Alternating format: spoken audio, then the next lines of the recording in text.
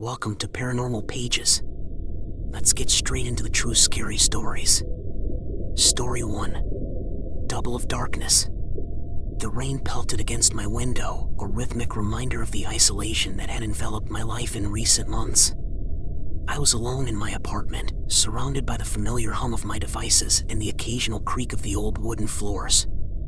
As I sipped my lukewarm coffee, a notification pinged on my phone, breaking the monotony of the evening. It was a friend request on social media from myself. At first, I thought it was a joke, some elaborate prank by one of my few remaining friends. But as I stared at the screen, a cold dread crept over me. The profile picture was recent, a photo of me at the local park just last week. I hadn't posted that photo anywhere. My curiosity, mixed with unease, got the better of me, and I clicked on the profile. The page was sparse, with only a few photos and a short bio that mirrored my own. The photos sent a shiver down my spine. Each one depicted me in various stages of life, but there was something off. In the latest photos, I saw myself standing in familiar places around town, but in each one, I looked increasingly disheveled and pale. The most recent photo stopped my heart.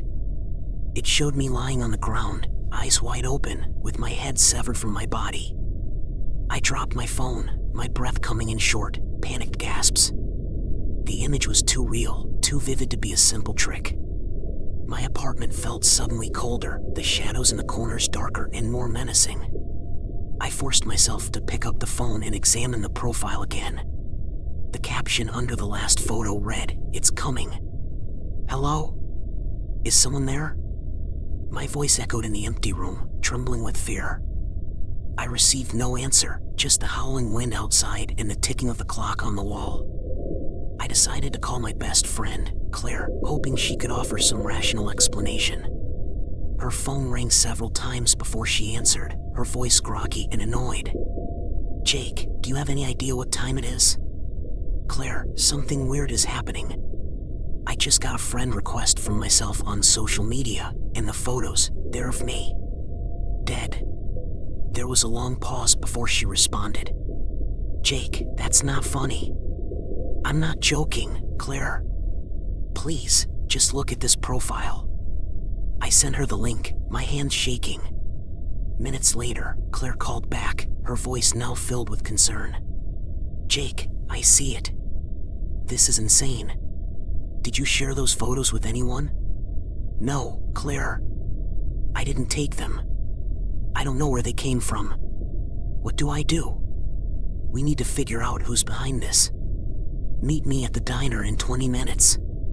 And Jake, be careful." As I grabbed my coat and keys, I glanced back at my phone. Another notification. A message from the same account. It read, "Run while you still can." I bolted out the door, the sense of being watched overwhelming me. The stairwell seemed longer than usual, every shadow a potential threat. By the time I reached the ground floor, I was almost running. The rain had intensified, soaking me within seconds as I dashed towards my car. As I drove through the deserted streets, I couldn't shake the feeling that something was following me. The rearview mirror offered fleeting glimpses of shadows that seemed to move of their own accord. My heart pounded with each passing moment, the sinister message echoing in my mind. Who had sent it? And why? I arrived at the diner, breathless and drenched. Claire was waiting inside, her face pale and worried. As I slid into the booth, she grabbed my hand. "Jake, we need to get to the bottom of this, and fast. Hey, subscribe for more scary stories." The diner's warmth was a stark contrast to the chilling dread that had settled over me. Claire's eyes were wide with concern, her hands trembling slightly as she sipped her coffee.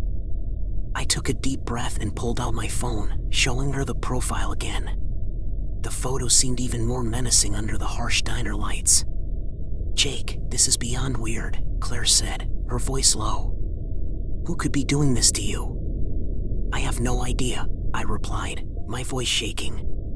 "But it feels personal. Like whoever it is knows me very well."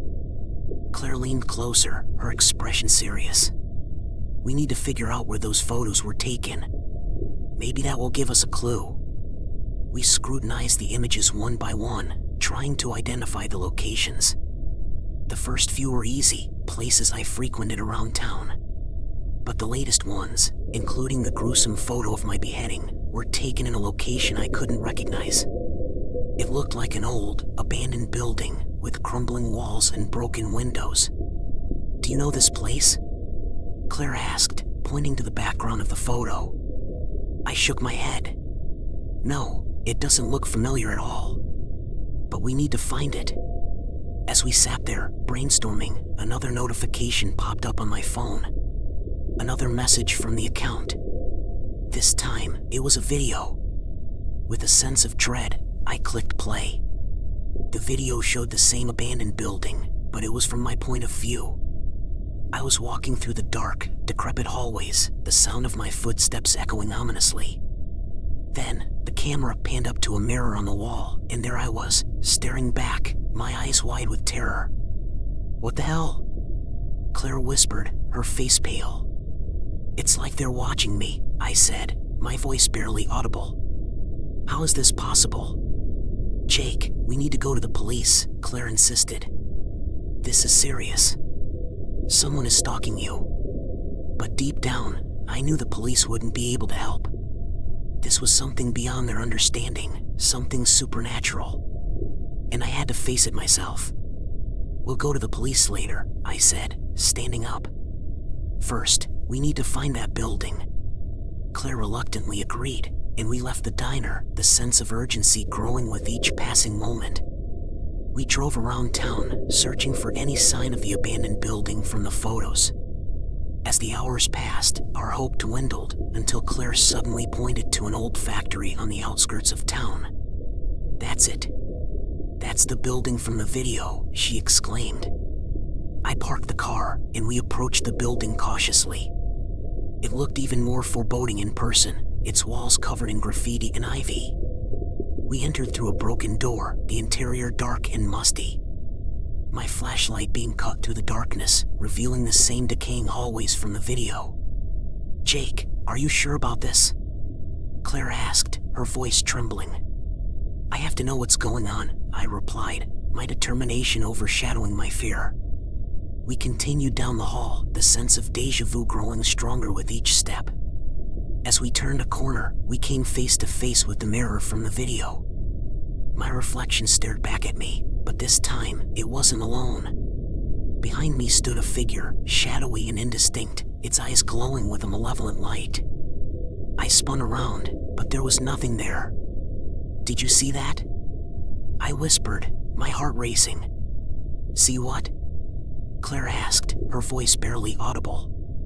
Someone was behind me," I stammered. Before Claire could respond, a cold, eerie voice echoed through the hallway. "You shouldn't have come here, Jake." We froze, our breath caught in our throats. The voice seemed to come from everywhere and nowhere at once. Suddenly, the walls began to close in, the air growing thick with a malevolent presence. We had to get out, but the exit seemed farther away than before. As we stumbled back through the dark hallways, the voice followed us, its chilling laughter echoing in our ears. Just as we reached the exit, I turned back for one last look. The figure stood in the doorway, its eyes burning with an unholy light. Back in the safety of my apartment, the encounter at the abandoned building felt like a fevered dream, but the terror was all too real. Claire and I sat in silence, the eerie voice still echoing in my mind. My phone buzzed again, another notification from the sinister account. This time, it was a live stream. "No," Claire whispered, shaking her head. "Don't open it." But I had to know. With trembling fingers, I tapped the notification. The screen showed a dark room, illuminated only by the flickering of a single candle. The camera panned slowly, revealing a figure tied to a chair, me. My doppelganger struggled against the restraints, his face contorted with fear. The same cold voice from the building echoed through the stream. "Jake, why do you resist? Embrace your fate." "Who are you?" I shouted at the screen, as if the voice could hear me. "What do you want from me?" The figure in the video seemed to hear my plea. His eyes locked onto the camera, desperation etched into his features. "Jake," he gasped. "It's not too late. You can still..." His words were cut off by a violent jerk, and the screen went black. "What the hell is happening?" Claire cried, tears streaming down her face. "Jake, we need help. We can't do this alone." "There's someone who might know what's going on," I said, a name surfacing from the depths of my memory. "Professor Hargrave. He's a historian who specializes in the occult. If anyone can explain this, it's him." We hurried to the local university where Professor Hargrave worked. The campus was eerily quiet, the shadows long and menacing as we navigated the empty hallways. We found his office, a cluttered room filled with ancient books and strange artifacts. Hargrave looked up from his desk, his eyes widening in recognition. "Jake Thompson," he said, standing up. "What brings you here at this hour?"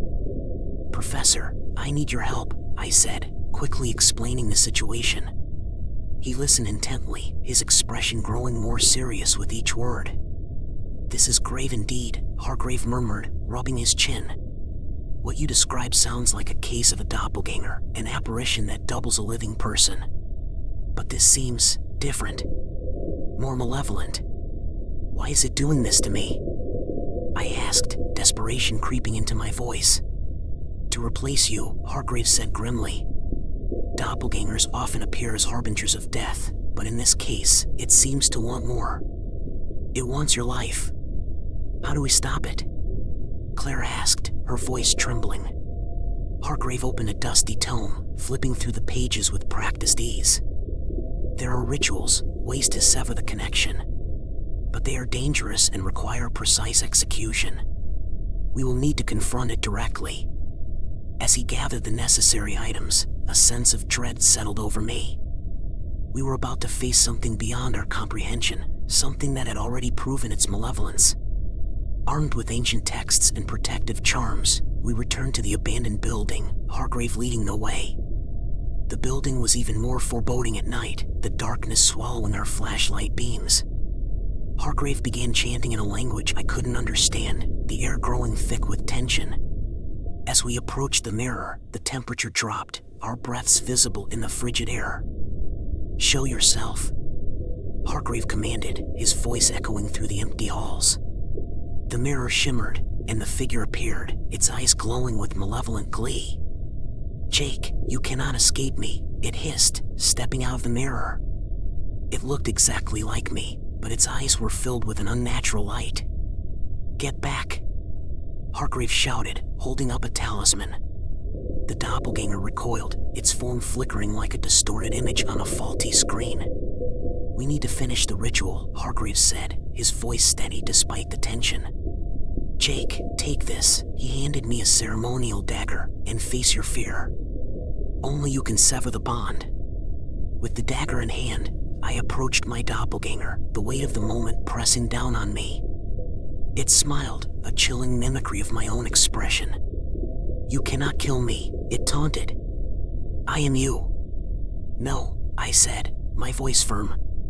"You are not me." With a swift motion, I plunged the dagger into the heart of the doppelganger. It screamed, a sound that echoed through my very soul.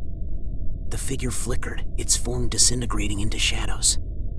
As the last of it faded away, the room fell silent, the oppressive presence lifting. We stood there, panting, the reality of what had just happened slowly sinking in. Hargrave placed a reassuring hand on my shoulder. "It's over, Jake. You've severed the connection." But as we turned to leave, a cold voice whispered in my ear, "For now." The oppressive silence that followed the vanquishing of my doppelganger hung heavy in the air. Despite Hargrave's reassurances, I couldn't shake the lingering feeling of dread. Claire and I returned to my apartment, exhausted but too wired to sleep. Hargrave had insisted we take a talisman each, a small silver charm inscribed with protective runes. He claimed it would keep the malevolent presence at bay. "Jake, do you really think it's over?" Claire asked, her eyes betraying her worry. "I don't know," I admitted, clutching the talisman tightly. "But for now, I think we're safe." Days passed without incident, and I began to hope that Hargrave had been right. The sinister profile disappeared from social media, and life slowly returned to a semblance of normalcy. Claire and I resumed our routines, though the shadow of our ordeal never fully left us. One evening, as I was preparing dinner, I received a call from Hargrave. His voice was tense, a stark contrast to his usual calm demeanor. "Jake, I've been researching doppelgangers further," he said. "I found something disturbing. In rare cases, when a doppelganger is destroyed, its essence doesn't dissipate entirely. Instead, it can become a shadow lurking in the periphery of its victim's life, waiting for a moment of weakness." My heart sank. "What does that mean for me?" "Stay vigilant," Hargrave warned. "Keep the talisman close and avoid isolation. The shadow might try to reclaim what it lost." That night, sleep eluded me. Every creak of the apartment, every rustle of leaves outside seemed amplified, infused with a sinister intent. The darkness felt alive, watching, waiting. Weeks later, the inevitable happened. Claire had to leave town for a family emergency, leaving me alone for the first time since the ordeal. Despite her insistence that I stay with her family, I chose to remain in my apartment, convincing myself that the talisman would protect me. The first night alone, I woke to a strange sensation, as if someone was watching me. I scanned the room, my eyes struggling to pierce the darkness. In the corner, near the window, a shadow seemed darker than the rest, an almost tangible presence. "Who's there?" I called out, my voice wavering. The shadow shifted, coalescing into a familiar shape, my doppelganger. Its eyes glowed faintly, a sinister smirk playing on its lips. "You can't escape me, Jake," it whispered, the voice echoing through the room. "We are bound." Panic surged through me as I grabbed the talisman from under my pillow, holding it up like a shield. The shadow recoiled, hissing, but it didn't disappear. Instead, it circled the room, always just out of reach. Desperate, I called Hargrave. His voice was calm, though I could sense the urgency beneath it. "Jake, you must perform the binding ritual. It will trap the shadow and sever its connection to you permanently. Do you have the materials I gave you?" I scrambled to gather the items, a circle of salt, a black candle, and a piece of parchment with ancient runes. Following Hargrave's instructions, I set up the ritual space in the living room, my hands shaking as I lit the candle and began to chant. The shadow howled, a sound that reverberated through my very bones. It lunged at me, but the circle of salt held it at bay. As the chant grew louder, the shadow writhed, its form distorting in the flickering candlelight. "You can't contain me," it screeched. "I am you." "No," I said, my voice steady for the first time. "You're not me. You're just a shadow." With a final surge of will, I completed the chant, sealing the shadow within the circle. The air crackled with energy, the shadow's form collapsing in on itself before vanishing with a final, anguished cry. Exhausted, I collapsed to the floor, the weight of the ordeal crashing down on me. Hargrave's voice on the phone brought me back to reality. "It's done, Jake. You're free." As the days turned to weeks, the sense of dread gradually faded. The shadow was gone, its presence no longer lurking in the corners of my life. Claire returned, and we tried to put the events behind us, though the experience left an indelible mark. One night, as I was about to drift off to sleep, my phone buzzed with a notification. My heart raced as I saw it was a friend request. Hesitant, I opened the app, only to find it was from Claire, who had accidentally unfriended me. I chuckled, the tension finally breaking. But as I closed the app, I noticed a single message in my inbox from an unknown sender. It read, "Don't get too comfortable. Shadows never truly fade." The chill returned, but this time, I was ready. The talisman lay under my pillow, a constant reminder that while the darkness might always be there, so was my resolve to face it. Subscribe for more true scary stories. Story 2. Whispers of the Weeping Willow. I had always found my friend Jacob's claim that he could speak to trees amusing, if not entirely absurd. Growing up in a small town where the forest practically engulfed our backyards, we'd often find ourselves playing beneath the towering oaks and ancient maples. Jacob, with his wild imagination, would sit cross-legged at the base of the trees, eyes closed, whispering as if in deep conversation. I'd laugh it off, teasing him about his arboreal friends. Little did I know, the trees were listening. One evening, as the golden hues of sunset bathed the landscape, Jacob and I were lounging in my backyard, near the old weeping willow. It stood alone, its long branches cascading like a sorrowful veil, an ancient guardian of secrets. Jacob was unusually quiet, staring at the willow with an intensity that made me uncomfortable. "You know," he began, his voice barely above a whisper, "they know things about us. Things we've never spoken out loud." I rolled my eyes, a familiar skepticism creeping in. "Sure, Jacob. And what does this willow know about me?" Jacob's gaze didn't falter. "Everything, Sam. Every fear, every regret, every secret." His words sent a shiver down my spine, but I forced a laugh, dismissing the eerie feeling that washed over me. That night, unable to shake off Jacob's unsettling words, I found myself standing in front of the willow. The wind rustled its branches, creating a haunting melody that seemed to call out to me. I stepped closer, almost expecting it to whisper back. And then it did. A faint, almost imperceptible murmur that seemed to emanate from the very heart of the tree. My breath hitched as I strained to hear the words. "Why do you fear the dark, Sam?" The voice was soft, almost comforting, yet it held an undercurrent of something sinister. My blood ran cold. How could it know? It was a secret buried deep within me, a fear I had never voiced, not even to myself. I stumbled back, heart racing, my mind a whirlwind of disbelief and terror. The willow's branches swayed gently, as if mocking my fear. The whispers grew louder, each one revealing a secret I had thought was mine alone. Your guilt about Sarah, your dreams of escape, your deepest regrets, the words pierced through me like a knife, each revelation leaving me more vulnerable and exposed. Panicked, I ran back to the house, slamming the door shut behind me. My heart pounded in my chest as I tried to make sense of what had just happened. Trees couldn't talk. They couldn't know. But the willow had spoken, and it knew my deepest secrets. The next day, I confronted Jacob, desperate for answers. "How is this possible?" I demanded, my voice trembling. "What did you do?" Jacob looked at me with a mix of pity and resignation. "I warned you, Sam. The trees know. And once they start whispering, they never stop."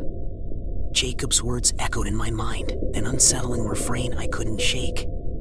I spent the following days avoiding the backyard, the sight of the weeping willow now filling me with a sense of dread. But curiosity, that insidious and persistent force, gnawed at me. I needed to understand. How could a tree know my secrets? Late one night, I found myself drawn back to the willow. The moon cast an eerie glow on its drooping branches, and the air was thick with an almost tangible tension. I took a deep breath and approached the tree, my heart pounding. "What do you want from me?" I whispered, feeling foolish for talking to a tree but unable to deny the strange connection. The response was immediate, the whispers more distinct than before. "You must listen, Sam. There are things you need to know, truths buried in the past." The voice was calm but insistent, as if it were guiding me towards a revelation. "What truths?" I demanded, my fear mingling with a burning curiosity. The willow's branches swayed, and the whispers grew louder. "Your family's history is entwined with this place. Secrets that have long been forgotten." My mind raced.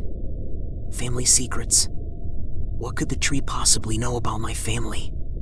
Determined to uncover the truth, I turned to my parents the next day.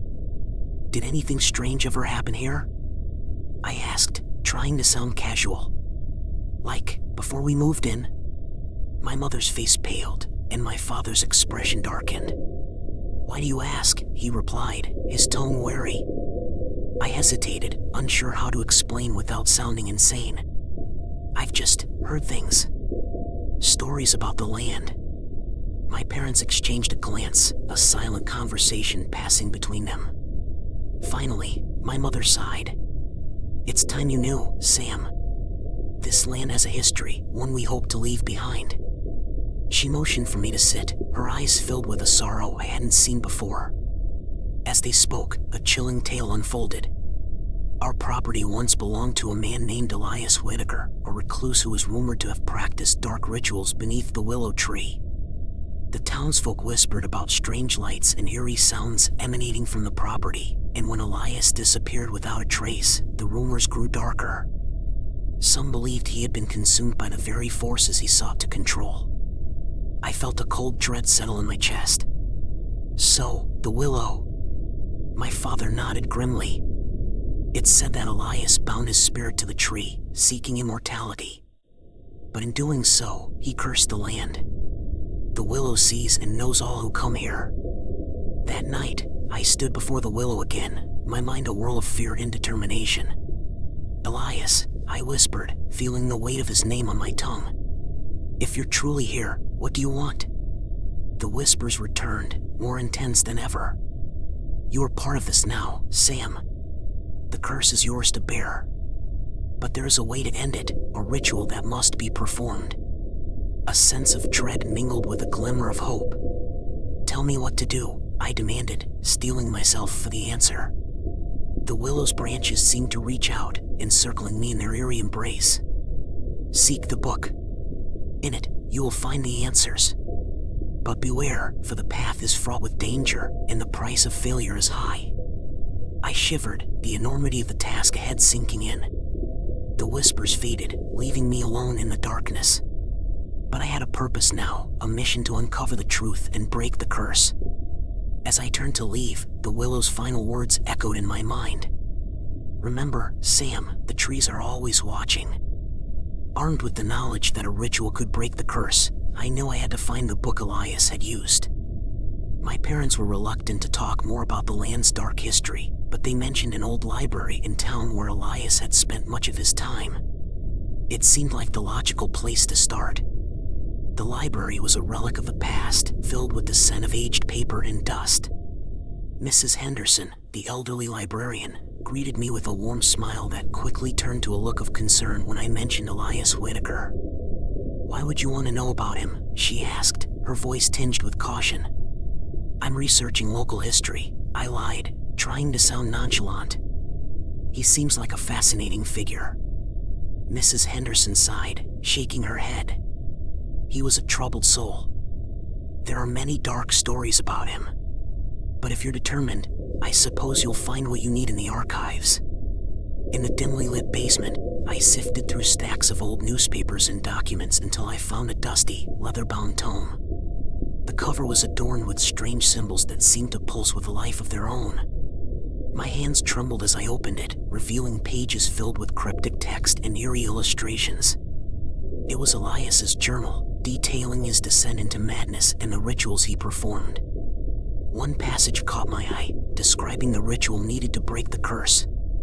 It involved gathering specific items: a silver dagger, a vial of pure water, and a branch from the cursed tree itself. The final step required performing the ritual under a full moon, invoking Elias's spirit to sever his connection to the willow. As I read, the air around me grew cold, and I felt a presence lurking in the shadows. The whispers returned, faint and sinister. "You are not alone, Sam. The spirits of the cursed watch over you." I spun around, heart pounding, but the basement was empty. The only sound was the rustle of the old pages.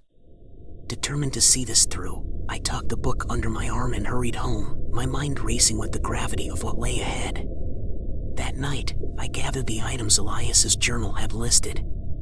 The silver dagger was an old family heirloom, the vial of water came from a pristine mountain spring, and the branch was reluctantly taken from the weeping willow, its touch sending shivers down my spine. The full moon loomed large in the sky, casting an eerie glow over the yard. Standing before the willow, I felt the weight of countless eyes upon me. The whispers grew louder, filling my ears with a cacophony of voices. "Are you ready, Sam?" the willow seemed to ask, its branches swaying ominously. I nodded, holding the dagger tightly. "I am." As I recited the incantation from Elias's journal, the wind picked up, howling through the trees. Shadows danced in the moonlight, and the air crackled with energy. The silver dagger felt impossibly heavy as I made the final cut on the willow's branch, the sap flowing like blood. A deafening silence followed, broken only by my ragged breaths. The willow stood still, its whispers gone. Had it worked? I watched in anticipation, waiting for a sign. Then, the ground beneath me trembled, and the willow's branches began to writhe, as if fighting against an unseen force.